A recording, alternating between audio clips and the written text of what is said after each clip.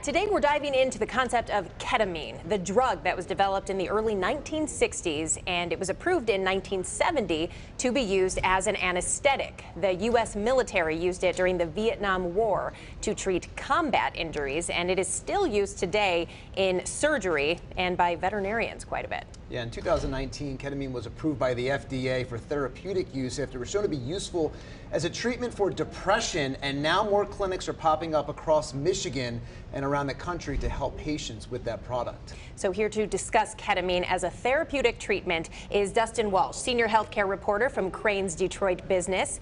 And this is such a fascinating topic. You wrote a few articles about this, all published this morning. I did. So interesting. So before we get into it, how does this anesthetic that makes people hallucinate, how does something like that help with mental health disorders like depression or anxiety? Sure. So the first thing is that a lot of these people, particularly when you're dealing with severe depression, you're talking 24-hour a day, 7-day-a-week stress, trauma. So if anything, it gives you a couple hours of a break from those thoughts. But the idea is it's a disassociative, so it allows people to really be able to sort of break down their trauma and think about it without having sort of the physical reaction, right? The panic attacks, the depression, those things that sort of manifest when you think about the traumas that you've been through. It gives that break and allows you to do that. And remember, this is always coupled with talk therapy. So these therapists come in to sort of help you and guide you through sort of some of those feelings. Is there any downside with this drug? Are there any side effects that people should be aware of when you're talking about using this product? Sure, it is a hallucinogen. So we're talking, the walls can move. I mean, things can happen, and that can put people over the edge, particularly people that are in a fragile mental state. It can also make suicidal ideation worse. But that goes with every antidepressant. So it has very similar sort of downsides to traditional medicine. And it sounds, like you said, there's talk therapy involved. It sounds like something people really shouldn't just experiment with on their own with something they got off the street, right? Right, yes. You should not go in a K-hole, as they call it. You should definitely seek professional guidance. These are usually run by doctors who sort of guide you through the process, have a consultation, and allow you to really understand what may happen to your body, what may happen to your mind when you go through this. And ketamine is not just used to treat depression, but I've been reading that it's also helping people with alcoholism. Correct. So a lot of these medications, particularly the psychedelics, so ketamine isn't a technical psychedelic, but it's being used in that way. We're seeing a lot of these sort of different experiments with psilocybin mushrooms, LSD, MDMA.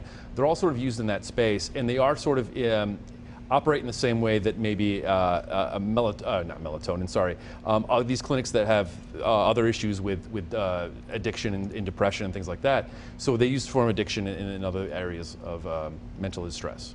So obviously there was a part FDA approval in 2019. Certainly that would add to this moment, the potential here. But does something with marijuana legalization, you just mentioned like the psilocybin mushrooms, we're hearing that pop up around the country. Is there just a different attitude generally in the country, a bigger appetite for this kind of thing? Yeah, now? I think you're seeing certainly a cultural shift to the way people feel about sort of these quote-unquote illicit drugs that were very popular sort of in the 60s and 70s.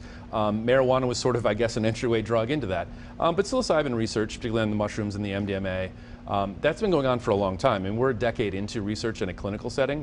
University of Michigan is going to start a psilocybin mushroom clinical trial this summer.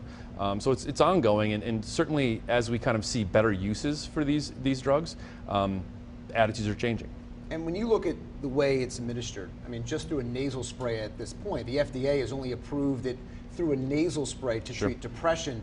Do you believe they'll be able to have other ways to administer this, whether it's a pill, whether it's another form? Sure. So at clinics, it's actually being administered intravenously through an IV and infusion. Sure. So the nasal isn't used as often. We might see those sort of at like a VA or something like that where there's more government oversight. But doctors are allowed to use ketamine off-label, so for non-intended uses. And so that's really what's happening right now. They're sort of going off-label.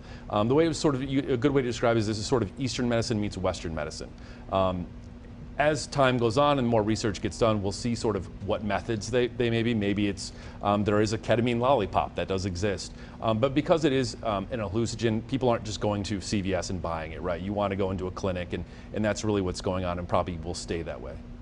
Speaking of Western medicine, I'm curious, what do you see happening as this becomes more mainstream, more normalized? Do you see the pharmaceutical industry getting involved with this or potentially being opposed to it? Absolutely involved. So if you look at all the clinical trials that are happening all over the world, even in Michigan, those are all being sponsored by pharmaceutical companies. They're the ones sort of footing the bill.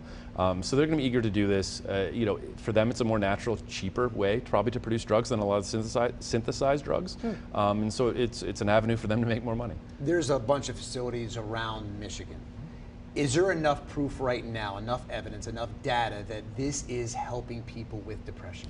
Sure. So I think if you look at it depends on what you're looking at. So if the people that go there, they are at the point where they're ready to try something that may be considered extreme to others.